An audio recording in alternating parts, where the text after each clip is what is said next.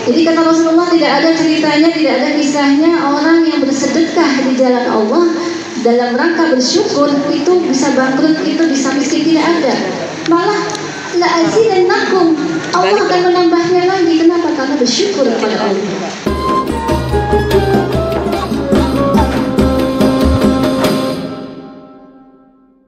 Harta semua yang kita miliki itu dari mana? Dari Allah.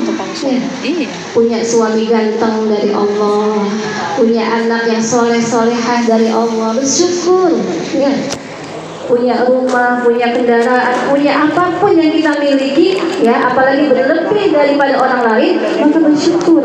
Ya, la azidannakum, janji Allah akan aku tambahkan lagi. Apalagi kita sedekahnya tuh di pada hari Jumat. Apabila hari Jumat itu kita bersedekah dikali 10 kali lipat. Ya, yang biasanya kita bersedekah pada hari biasa itu nilainya 10, pada hari Jumat 100. Begitu juga salawat. Man shalla alayya salawatan wahidan asraf. Lakinna fil yaumil Jumat, ya, beda dengan hari Jumat, dikasihnya berapa? 100. Yang biasanya kasih 10, khusus di hari Jumat kita bersolawat, 1 solawat dibalas 100. Subhanallah, ya. Makanya hari Jumat itu dibedakan, ya. Di situ ada Sayyidul Ayyam. Sayyidul Ayyam adalah rajanya hari-hari. Walaupun hari lain bagus, tapi khusus di hari Jumat ada beberapa kali lipat gandakan Allah berikan. Kenapa? Karena di hari Jumat itu adalah hari dijadikannya tadi as-samawati wal ard. Ya, karena hari yang dijadikannya seisi bumi dan langit. Kemudian hari Jumat itu adalah hari diciptakannya Nabi Adam. Hari Jumat juga, ya, pertama kali min sulbi Adam. Pada saat itu sulbi itu suci, kesucian Nabi Muhammad itu dititipkan ke Adam. Sulbi Adam, sulbi Nuh, sulbi Ibrahim, terus, ya, sampai ke fibatni ummihi Aminah, di dalam perutnya Sayyidah Aminah. Makanya dimuliakan, ya. Sampai-sampai ketika ziarah, ya, barang siapa anak berziarah ke makam untuk mendoakan ibunya, kutiba lahu barra, kata Rasulullah, maka akan diangkat, ditulis, ya, sama Allah sebagai anak yang berbakti kepada orang tuanya. Itu hari Jumat tuh, ya. Hari Jumat tuh luar biasa. Makanya di pondok-pondok tuh kalau hari Jumat tuh, khusus hari Jumat makanannya beda daripada hari lain. Ya, anak saya di dalam kalau hari Jumat ini makannya daging-daging, ya. Kenapa? Karena memang hari Jumat tuh yang dimuliakan. Kenapa? Karena ketika kita berziarah, kutiba lahu barra, ditulisnya sebagai anak yang berbakti. Ketika kita bersedekah dikali lipatkan 100. Ketika kita bersolawat dikalikan 100. Ya, Masya Allah. Kemudian kita bersyukur dikasih tempat tinggal, ya. Kata Rasulullah Sallallahu Alaihi Wasallam, wabal ashabi, rumah itu akan berdampak, akan mengefek kepada yang punyanya. Wabal ashabi, apabila rumah itu ada yang kosong, maka langsung itu penghuni yang tidak kelihatan kasat mata, jin atau setan langsung menempatinya. Makanya kata Rasulullah disunahkan kalau bikin rumah itu jangan sampai ada tempat yang kosong, harus diisi semuanya, ya. Apabila pada saat mau ditempati itu minimal 1 minggu tuh kita baca surat Al-Baqarah, ya, disunahkannya surat Al-Baqarah untuk mengusir setan, jin dan hawa-hawa yang jelek, ya. Kemudian kita sholatnya tuh muter, Bu, ya. Kadang di kamar ini, besok di kamar mana, di depan, di dapur, semua itu harus tapak sholatnya. Kenapa? Biar tahu ini rumah orang mukmin, ini rumah orang muslim, ya. Jadi apabila ada orang kasar yang tidak kelihatan mata, jin atau setan, maka akan segera keluar, ya. Kemudian dana taj'alu fil maqabir, janganlah kau jadikan rumahmu seperti kuburan. Kenapa? Karena kalau rumah yang seperti kuburan itu sepi. Sepi dari apa? Sepi dari Al-Quran, sepi dari maulid, sepi dari ibadah.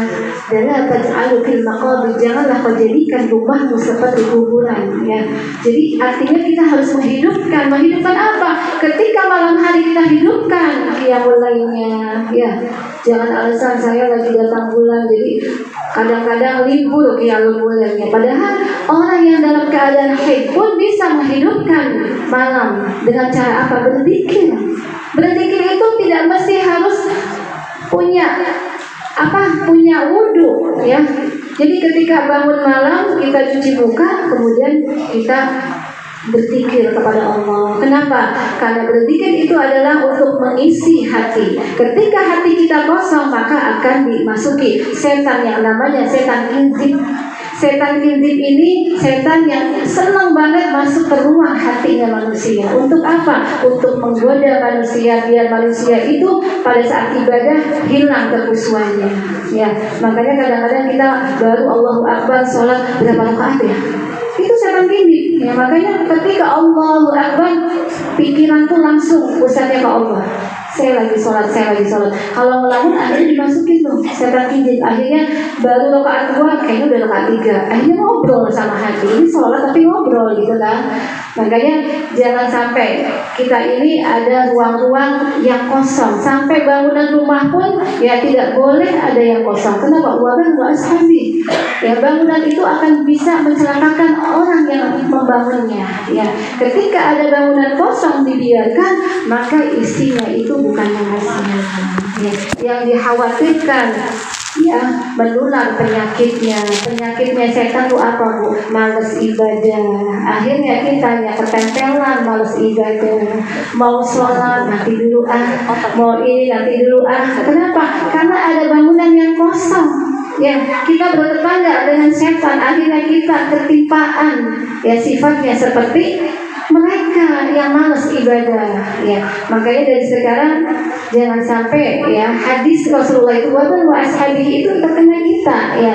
Jadi kalau ada yang kosong, gunakan dengan yang baik untuk membaca-baca kah ya, untuk arena sholat, untuk apa saja yang penting ada isinya ya. Kemudian kita sholatnya muter ya, ini jangan ditempati, kita sholat di sini, kita ngaji di sini. Biar apa? Biar mereka tidak mau dan tidak bisa masuk karena ada baca-bacaan ya. Ketika setan berdialog kepada Rasulullah, ada 2 setan. Setan ini biasa ngintilnya sama orang kafir, yang satu ngintilnya sama orang muslim. Ketika ditanya sama Rasulullah, loh ini setan kok ada yang gemuk, ada yang kurus ya. Kemudian setan yang gemuk ini, setan kurus dulu yang ditanya, kamu kenapa kok bisa kurus? Ya Rasulullah, saya ini tugasnya membuat manusia itu lupa akan ibadah, tapi saya nggak bisa dengan orang Islam. Ketika orang Islam mau makan, bismillah.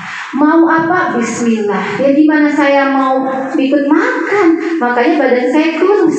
Ya, itu bukti. Sampai-sampai saya itu protes sama Rasulullah. Kemudian yang gemuk, kalau saya enak Rasulullah, saya ikut sama orang kafir. Orang kafir tuh makan nggak baca bismillah. Ya, jadi saya bisa makan. Orang kafir sampai maaf ya berbuat hubungan tidak membaca. Makanya saya bisa masuk untuk ikut andil membuat anaknya. Masya Allah ya. Sampai bilang begitu. Yang kurus saya tekan hati, mau makan bismillah ya, mau hubungan baca bismillah ya. Gimana saya mau ikut? Yang ada saya tekanan batin kurus. Makanya Masya Allah, dari situ saja berarti intinya apa? Kalau kita ngaji, kalau kita sholat, insya Allah rumah ini tidak ada penghuninya ya. Jadi mereka itu bangsa jin dan bangsa setan itu takut akan bacaan Bismillahirrahmanirrahim. Baru baca Bismillah kata setan, ketika aku mendengar asma Allah Bismillahirrahmanirrahim, terasa dari rambut dari atas sampai bawah itu kata setan gemeter panas. Bayangkan Bismillah, apalagi kita sholat dari awal sampai akhir kita mengucapkan banyak-banyak asma'ullah ya, asma'nya Allah ya, surat-surat dibaca ya. Kemudian kata Rasulullah SAW ya tentang rumah ini ya, innal malaikata la tadkhulu baitan fihi kalbun wa tinsan. Malaikat, ya, malaikat, semua malaikat, apalagi malaikat rahmat, tidak mau masuk ke rumah yang ada patung-patung, yang ada anjing, baik itu anjing hidup maupun anjing yang hiasan. Innal malaikata la tadkhulul baitan fihi kalbun wa timsan. Jadi malaikat ya, kalau ada rumah, maaf kalau ada rumah yang ada patung anjing ya, kan kadang ada tuh orang Islam tapi senang gitu karena mungkin bentuknya bagus, anjingnya angkat-angkat gitu ya, dipasang. Kemudian patung karena mungkin habis keluar negeri, habis pergi kemana ada patung lucu dipasang ya. Kata Rasulullah, apabila ada faktor si insan, langsung dipotong kepalanya.